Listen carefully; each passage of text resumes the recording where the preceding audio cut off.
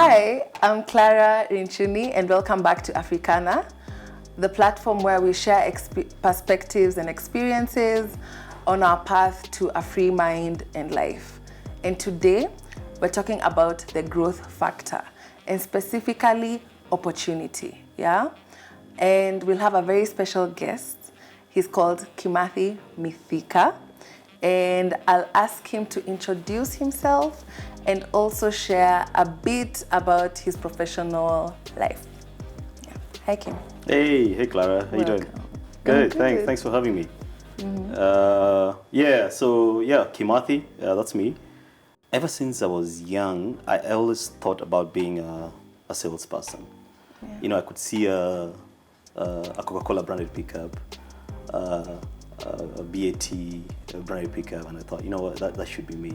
In fact, actually, what did it for me, by the way, was I could see, the Red Bull, they used to have like a pickup. No, that's not a pickup, it was a car, I think it was a Suzuki, and then they used to have like a Red Bull can, like attached to it, and I could see myself in that particular vehicle driving and going to sell.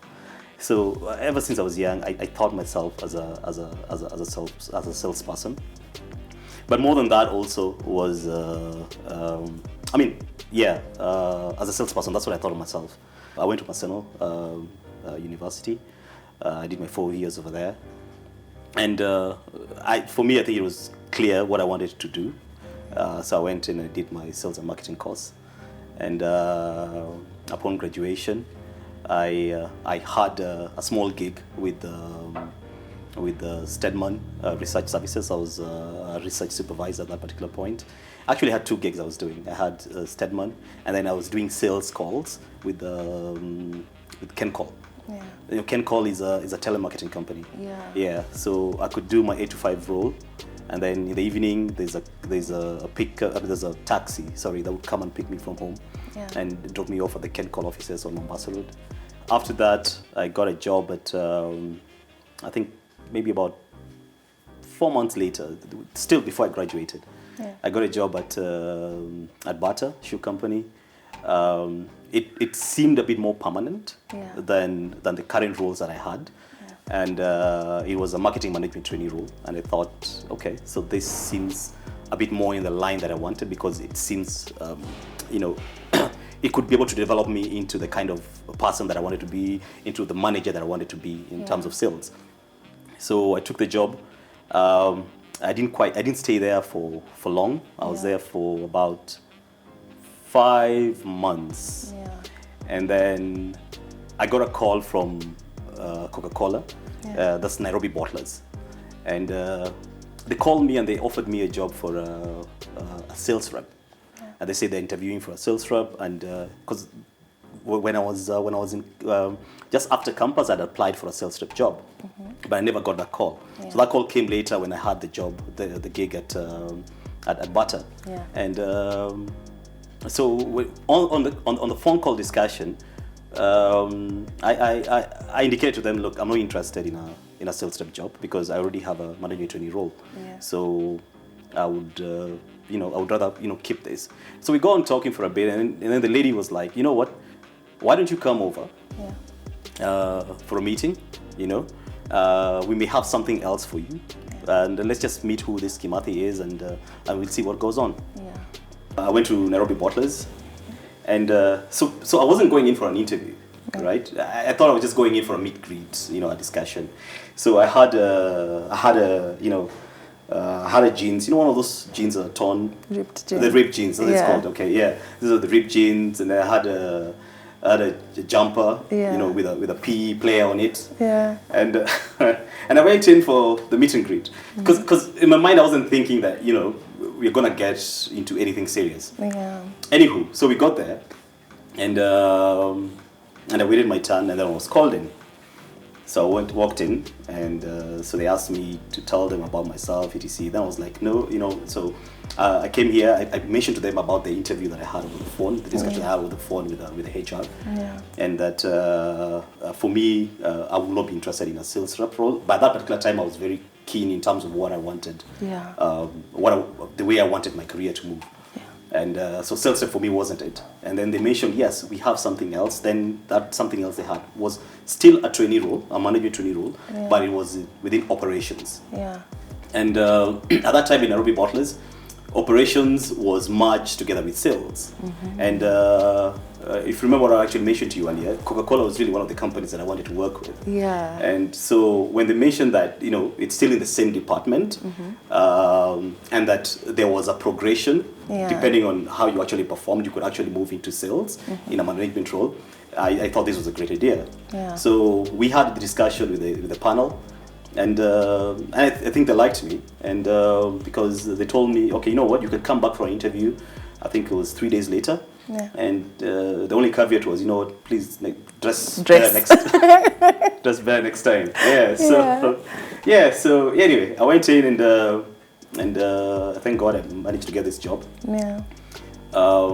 It was a good job. I didn't finish my probation at Butter. Yeah. So I actually moved from Butter, joined Nairobi Bottlers.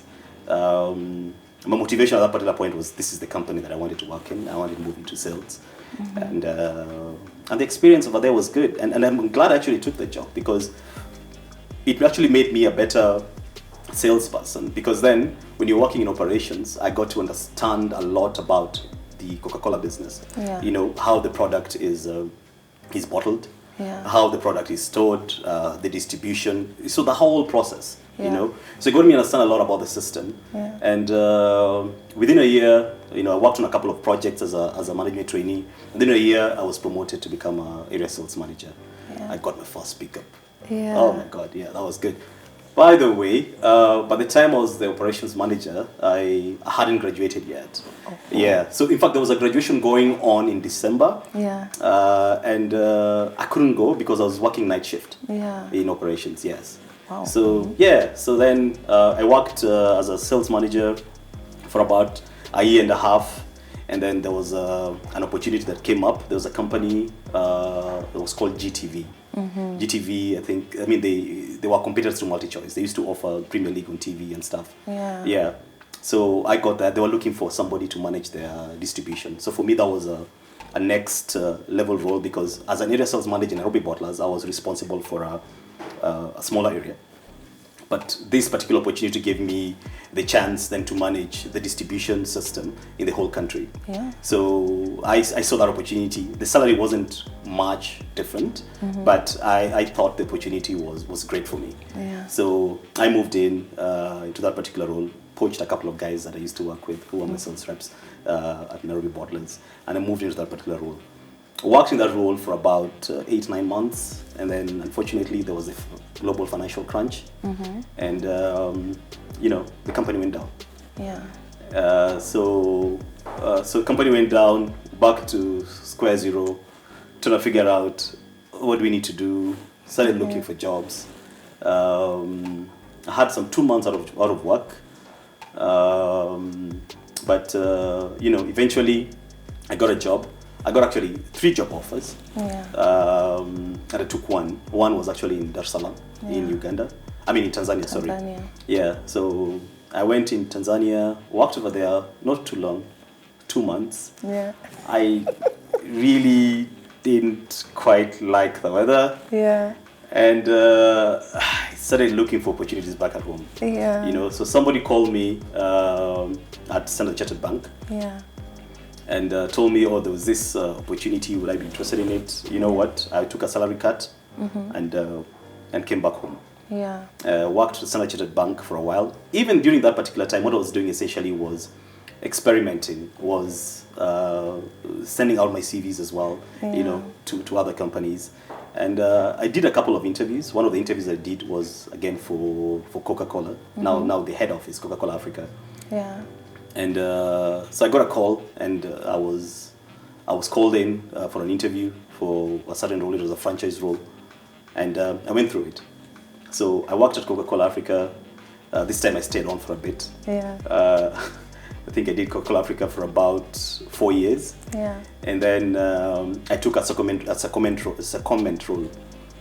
What that means is because I hadn't built my sales experience significantly, Yeah. I wanted to do that. Yeah. So there was a role that opened up in one of the bottlers Yeah. in Mombasa.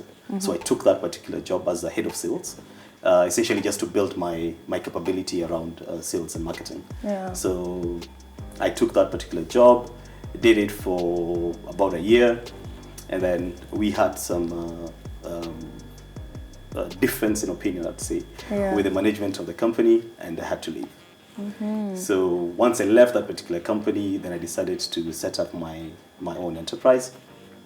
I started doing my advertising business. Yeah. Of course, mixed it with a lot of other stuff that I've been doing. Yeah. And yeah, so I think 5 years, 6 years down the road, I'm still doing my advertising business.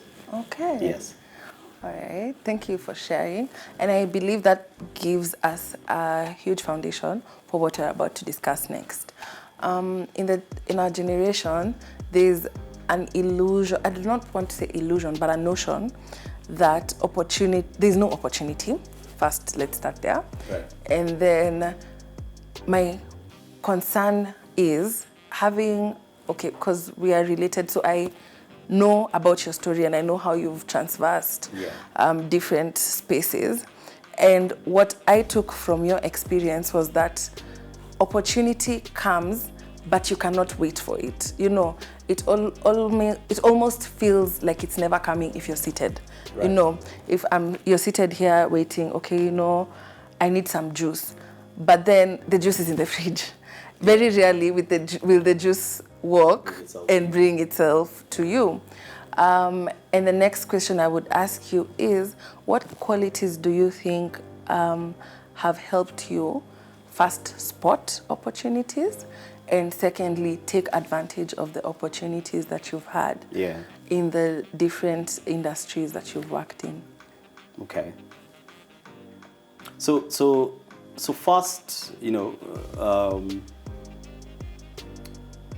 first I'd say God. I know it sounds a bit cliche. Yeah. But the reality is, my family, we are very religious people. Yeah. And I think a lot of the opportunities that actually came up, you know, I didn't take them for granted. They were set up for me. But I think even as you mentioned God, obviously you gotta be ready to take on that particular opportunity. Yeah. And the reality is, for me, I think I'm very risk averse. I know. No, I'm not risk averse. Yeah. I take a lot of risks. Yeah. I do. I take a lot of risks, and for me that's what it was. I remember my mom when I moved my first job, when I moved from Coke to GTV, and she was like, "What? Why are you doing that? Why? You know, this company, we don't even know this company. Why are you living this?" I was like, "No, but the opportunity there, you know, the opportunity for growth, you know, if the company actually went on and on, you know, I mean, I've been talking about something very different right now, you know." So I was looking at it, I was looking at the potential of the growth that I would actually be able to make from that. Even when in employment, a lot of guys, by the time I was employed, were not doing business as I was. I was doing business when I was in primary school.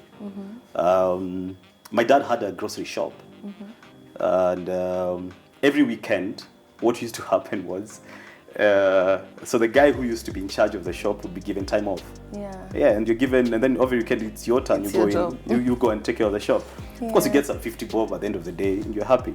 So what I realized over there was an opportunity. My dad was not selling ice. You know, the ice cream, the ice lollies. Yeah, you know, the stuff. You know, the water, coloring, color and the sugar. No, you put it now. There was a stick though, so you put it in the bag. Yeah. You know, in the polythene bag. Yeah. Oh, yes. Yeah. There's the small ones. Yeah. Yeah, and I saw there was an opportunity because you're sitting in the shop and someone will kuna ice. Like, no, hatuna. Kuna ice, hatuna. Like, how can I do this? Yeah. So I started doing that in primary school. Went on with it to high school. You know, and that's where I used to actually get my money, because then I used to make it. That was my money. That was my investment. So I'm telling my dad, hey, that's my money, man. When you get sell, you just give me my money. I'm bringing you guys customers, eh?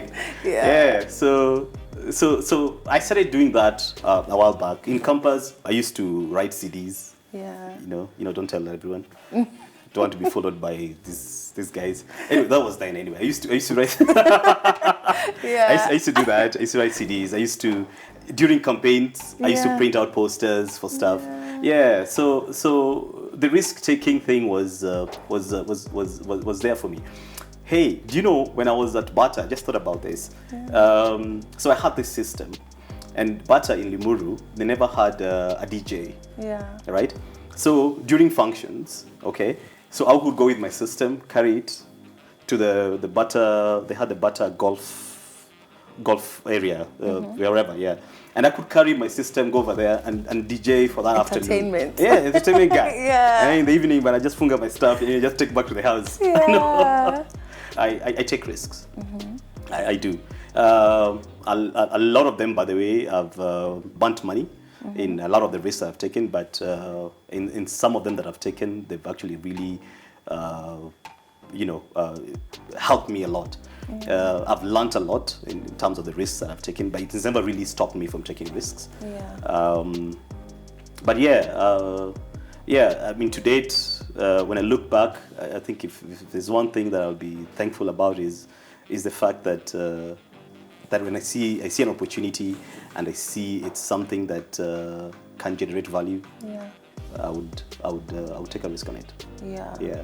Yeah. Yeah, and I like something that you mentioned as you were explaining to us your journey, your professional journey, is that you had an idea of what you wanted. Yes. And as you worked through the jobs, it became clearer and clearer to a point where, yes, this big company that you had visualized, because I know a lot of us do that when we're in campus, you're like, I want to work in Safaricom. Yeah. And to work, it's like, wow, if I could just enter that, building or just be in the team.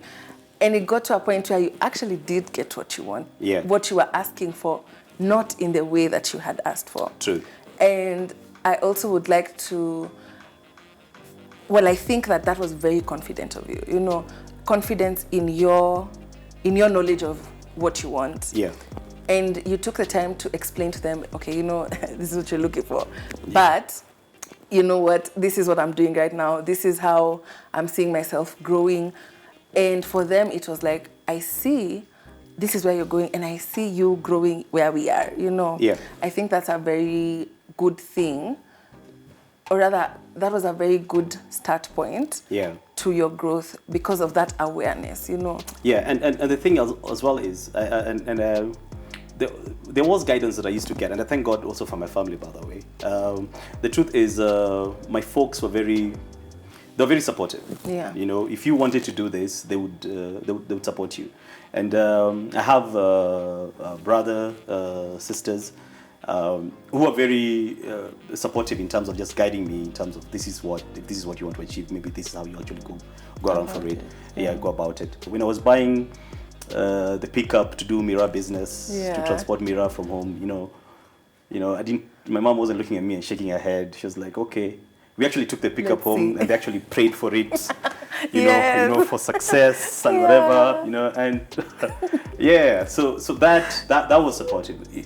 Though the reality though is most of our parents growing up, at least at our age, they were more. They were very, our parents were very much, civil servants. Yeah. So in the way they work, they believed in a job that, you would work for 20, 30 years. Yeah, security. Security, yes, job security. You contribute to your pension, and then once you retire, you have your pension and you go home. Yeah. What I was actually showing was actually very different because I was working, and I was trying to get a business over here. Yeah. But I think the fact that they actually saw my entrepreneurial nature early in life, I guess they kept on, supporting that. Yeah. So whatever it is I was doing on the sides, they kept on supporting it. Yeah. Though I remember the first job when I got, when I got the job offers, the 3 job offers, one of them was actually in government because I did CPAs. Yeah. And that was an auditor role, and my mom was really pushing me to take that auditor role. I was like, hey, mom, man. It's a bit much. Accountant? Yeah. Nah, I don't think so. Yeah. Yeah, okay. Yeah. You have worked in West Africa. Yeah. Specifically Nigeria. Nigeria, yes. And I remember when you told me that, but yeah, I mean, I was like, what? Yeah. You know, because sometimes with you never know where Kim is, you know. I wanted to know, with your experience working in East Africa and your experience working in West Africa, especially in the business, in the context of business, what do you think are the key similarities and differences between the work cultures in the two countries? Let's talk about that first. Okay. I think for me the principles about business is the same. You know, you have the right attitude, you engage, and you get the right relationships. The principle is the same. Everything else, there are little differences that you will get in different in different whatevers. And not talking about attitude, I'm talking about attitude towards risk. You know, when you see something, you see an opportunity, and you take it. The way I would do that business here would be the way I'd create relationship and manage relationships in Kenya would be the same way I'd actually do it there. Because business, by the way, is about networking. It's about the relationships that we create. And actually, that's one of the reasons that we started growing, you know, pretty quick in Nigeria, because of the relationships that we actually created, you know, and maintained the relationships. Now, there are obviously other, things that, you know, you may need to tweak in the way you run it based on the demographics of that particular place. But for me, I think if you have the right attitude, and if you know how to manage your networks and your relationships, okay, I think whether it's in Nigeria, whether it's in the US, you'd still be able to achieve your goals. To achieve your goals, and also just be ready to change. You know, you can't be too rigid. You gotta know and adapt. Okay, so in Nigeria, this is how they do these things. This is how you say. This is how you do other stuff. So adapt, tweak your business, tweak your communication towards that particular whatever. But in principle, I think it's the same. Relationships, people like to be treated with respect. People like somebody who's trustworthy. If you can be able to maintain that in a relationship, you go to Nigeria and people can see that in you, you'll do that business there and you'll still be able to excel. I love it. And there's one thing you keep mentioning, and it's hit me right now that we need to expound on it. Risk. Right. Your relationship with risk is so healthy, it's scary. The irony. But your relationship with risk is very healthy, you know. Right. And when it comes to the right attitude towards risk, if I may ask, going through your mind when you're faced with new challenges and all that, what goes through your mind when you're thinking about risk? So there's a bit of a thin line. You know, we talk about risk and then you talk about greed. You know, there's a thin line that separates these two. And I've been caught on the opposite side a lot of time. When I say opposite side, I mean the greed side. Because yes, there's a risk I want to take, but then at times because of an element of greed that you may have, you want probably to put in and risk a bit more. And chances are you actually lose a bit more. And the good thing is that, you know, when you go through all these experiences, when you take this particular risk and you burn your fingers, you learn from it. You know, okay, next time I'm gonna do this differently. You know, when COVID struck, you know, the business that we're doing in Nigeria, you know, went on a standstill. So we're not getting any revenue from there. Okay, the business that had in Kenya, the contracts that we had were all cancelled. So we're not getting any revenue.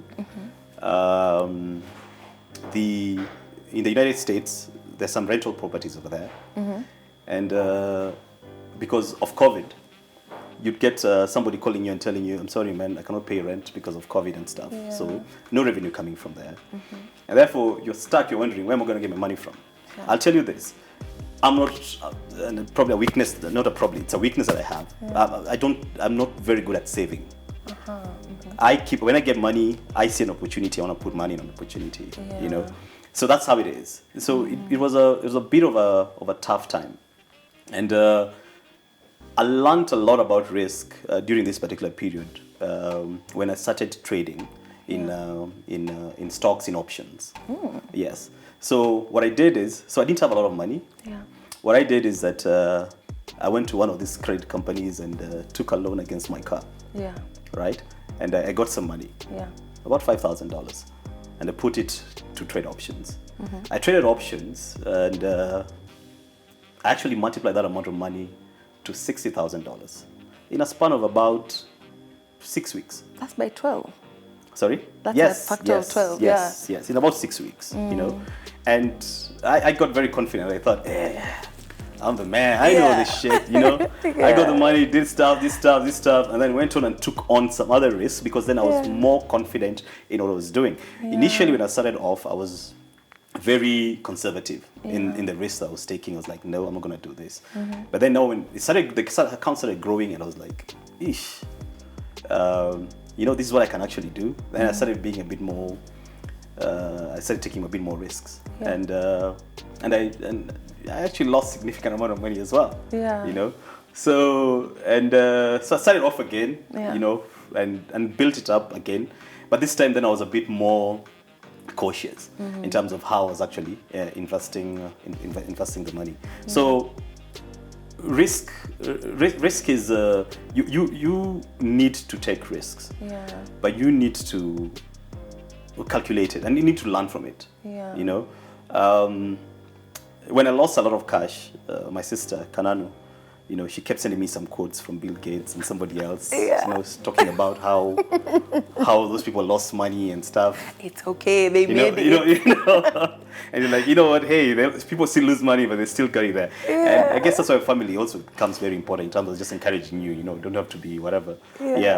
But you need to learn from the risk. You need to see how to manage it. You need to don't overexpose yourself. You know, don't put all your wives and children, you know, onto that particular pot, you know, in an attempt to actually make extra money. You need to always just be gradual in terms of how you actually invest. So I think I'm still a risk taker. But I'm very cautious in terms of how I take my risks. Yes. Okay.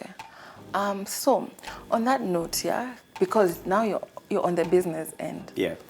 As an employer, what are the things you look out for in terms of opportunity? Right. So you need a partner, you need an employee.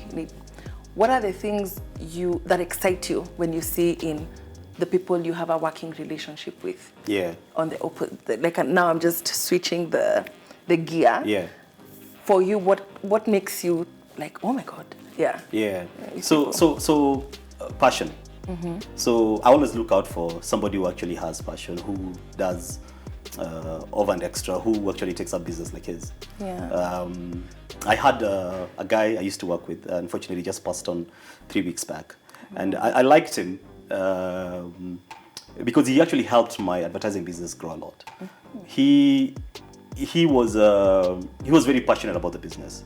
In fact, half of the time I think the business to other people was known as his because of the way he used to run with the business. You know, and we managed to grow a lot together. I really like the fact that I think in 2017 he bought his car, and then he came home in Meru. We think we're having a December holiday. He came home, he brought a goat, and he was like, Kim, hii gari nimenunua kwa sababu hiyo biashara ambayo tumefanya. I really felt so good about it. But I think what I liked about him was the passion that he had. The fact that I'm out there, I'm somewhere traveling, wherever I am. And he's there, he's running the business like the business is his. Of course, there were other guys out there, but he was actually the primary guy because he was running the operations of the business. So yes, for me, the first thing that I actually look at really is how hungry is this particular person. The guy also had his own ambitions. He also had his own desire in terms of, and I'd never limited it. He wanted to do his own thing on the side. Okay, I never discouraged that at all because that's how I grew. Yeah. And so I encouraged him to do his stuff for as long as it doesn't interfere with the regular business that we run.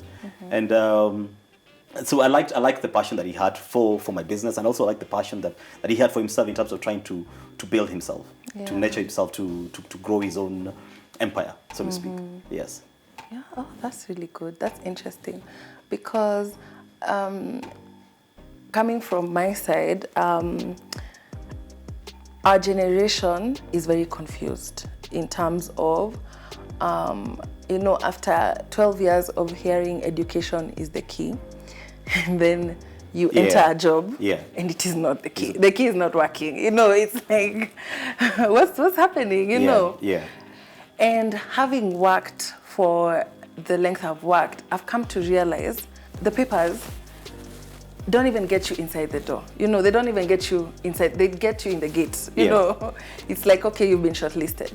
But then sometimes what keeps you in the room, what even gets you invited in the room, it's the energy. It's there's life in you. I can see the excitement I have for my business or my department, you have for yourself, and it gives someone confidence that if you're that excited about yourself, if you give me 50% of that, that's cool. If you give me half of that energy that you have for your own hustle, we're good, as opposed to the challenge of you need to do 200%. You get it? As opposed to the challenge of you need to be more excited, you need to be more, more innovative, etc.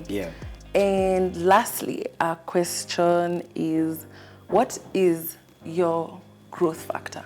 What's the one thing you would say has been your growth factor? Just to give a bit of context, personally, I would say my growth factor is curiosity. In the space I've been, because I come from a tech space educationally, and I moved to communications. But then what drove my shift was basically curiosity. And then the opportunities I got, they didn't end at just the opportunities. I was more curious. I was like, oh my God, this is what happens in this world. What more? What more? And that has been the factor that has moved me into the different spheres of my professional life. What would you say is your growth factor? Can be more than one. Yeah, actually it is more than one. Whatever it is that I'm trying to do, I have siblings who are very risk averse, who never take the kind of risk that I do. But they still do encourage me in terms of they want to look at it. So the thing is, to bounce the ideas off them and just to get to know what is the worst case scenario. of this particular project. And then make my call after that. So I think to your question, I would say first is my nature, that I take risks. I think that has really helped me grow. If I wasn't taking risks, I wouldn't have moved from Nairobi Bottlers to GTV. I would probably still be stuck there. I don't know, maybe it would have been a good thing or a bad thing, I don't know. If it wasn't my risk nature, I wouldn't have done a lot of the stuff that I did. So that's it. But then growth factor again, I thank God for the upbringing that we had. From a very young age, we were not spoon-fed. We were taught that life is hard. You had to go there and you had to go out and put on some effort. You had to roll your sleeves and go and work. And a lot of it also is also from around friends and networks that you create. To see opportunities, you see what somebody else is doing, you learn from it, and they say, you know what, I can actually do that and probably do it a little different. So relationships, external family, relationships with family, and obviously your nature as a person. For me, those have really been my growth factors. I'd say. All right. Thank you so much for joining us here, Kim. Are you risk averse like some other people are? Are you excited about risk like Kimathi is? Please let us know in the comment section. Follow Africana on all our social platforms And wherever you listen to podcasts at, we're there. Follow Africana. And thank you for tuning in. Stay tuned for the next episode of Africana. Thank you.